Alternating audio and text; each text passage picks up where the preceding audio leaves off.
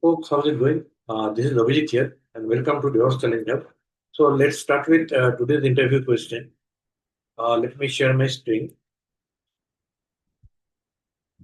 Okay.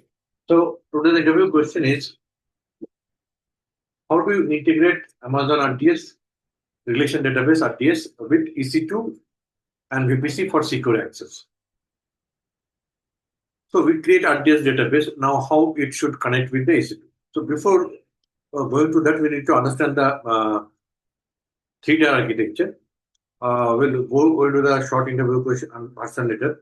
So what is theta architecture? Theta architecture, we have three layers. Presentation layer, that is the front end, where what users see in his browser, right? Through browser he interacts. Browser, mobile app, HTML, CSS, React. And user logs in, and then user performs some action, maybe fetch some employee data, etc.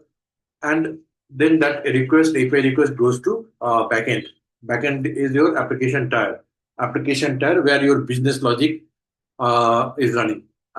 Application tier, that is a second tier, and the last one is your database, that is Amazon RDS. So you log into the front end web page or app, then you perform some action. You say that I need information, brought information, or whatever. You select some options, and then that it makes an API call to the backend, and backend has the business logic. It process and make a call to database, fetches the data and returns to back. So that's the flow. Okay. So we have a presentation layer, HTML, CSS, JavaScript, React. Then it goes to request will go to application web server where you're running. It can be Node.js, it can be Python, it can be Java. Backend can be written in any language.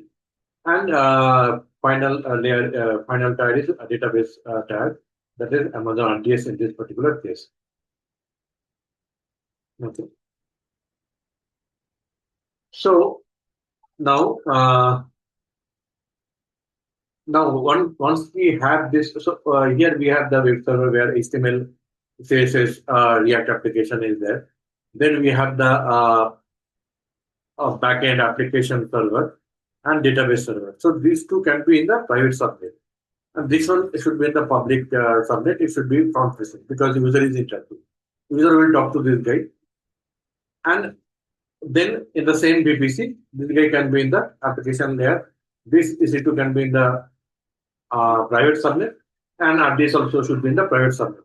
So there should not be any direct access from public internet because user is not going to talk to this RDS directly, not going to access database directly.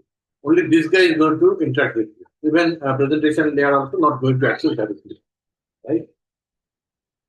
So this will be the design. In the VPC, you will have public subnet. In the public subnet, you will have this content. And the private subnet, you will have the app layer, EC2 app server. And then you have RDS, Amazon RDS, subnet these. So this guy will be talking to this guy, and it should be allowed in the security group. In the security group, that connection request should be allowed. Okay. So we'll explain at the three levels. First level, we'll talk about security group to allow EC2 to connect to RDS. So EC2 will make a request to RDS, and security group of RDS should allow that. Second one, we'll mention about private subnet, no public access, IAM policies. So they are in the private subnet. And when we are creating this RDS, we'll set no public access. Basically, no public IP will be assigned to it.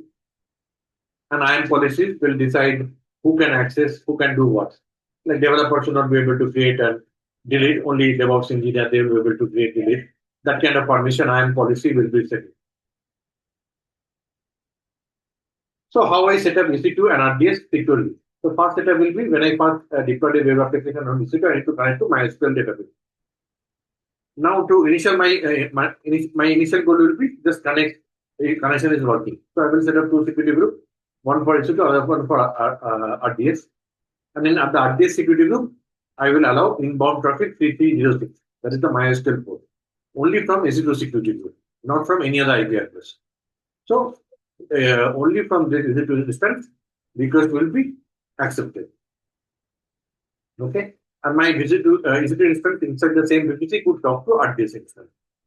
That's how I made my first secure EC2 RDS connection.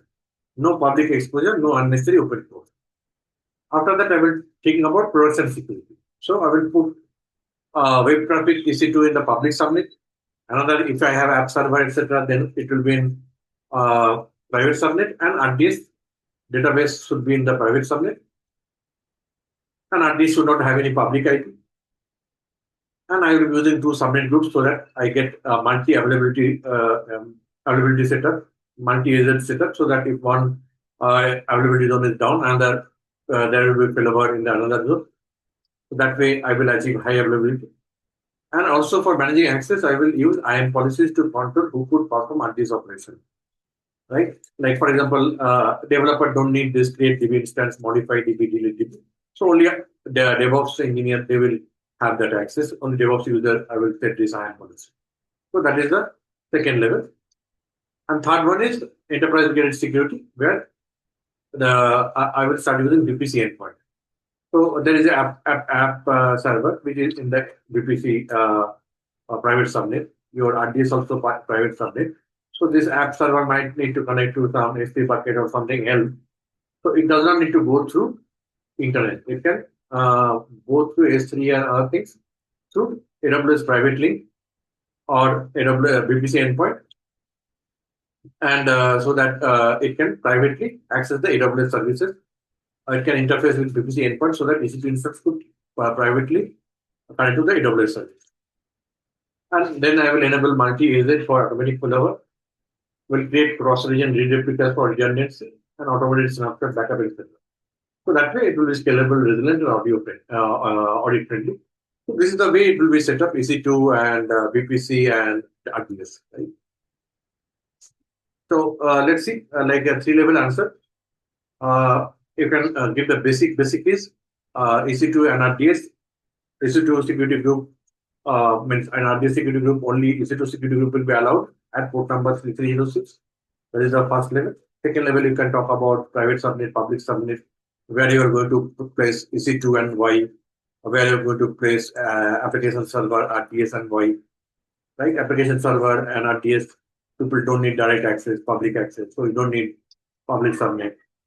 Then we are going to use VPC endpoint, private link, because using VPC endpoint, we will be able to connect to Amazon service directly. We don't need to go through internet. And also we will talk about IAM DB authorization, where they will give some restricted access to development teams. Only DevOps engineer will have access to modify, delete, create the database. So all these things, these are the three levels we'll talk about. Okay, now let's go to the quiz section. You can pause the video and try to answer. What is the primary method to allow an EC2 instance to securely connect to an RDS database? EC2 instance to securely connect RDS database. You need a security group that will allow inbound traffic from EC2 security group. DB security group should allow EC2 security group. That is, answer is B. Allow inbound traffic from EC2 security group to RDS security group. Which port should typically be open for RDS security group for MySQL database? Port number 3306, that is for MySQL. Postgres, it will be 5432, Oracle 1521, SQL Server 1433. But for MySQL, it will be 3306. So it depends on the engine, which engine you have selected. Where should you deploy your RDS instance for maximum security in production? RDS instance for maximum security in production. It should be private subnet as part of the DB subnet group, right? Which configuration prevent public internet access to your RDS instance? So set public accessible to no. Once you set that public access accessible to no, it won't get any public IP address. It won't get any public IP address. What is the recommended access pattern for a 3-tier app architecture with EC2 and RDS? EC2 public subnet, and if you have like a web server app server running in one instance, it's then a public subnet, and then it's connecting to private subnet. So via VPC network. So answer will be A. In production, it can run in public or private subnet. Depends on app server and other things.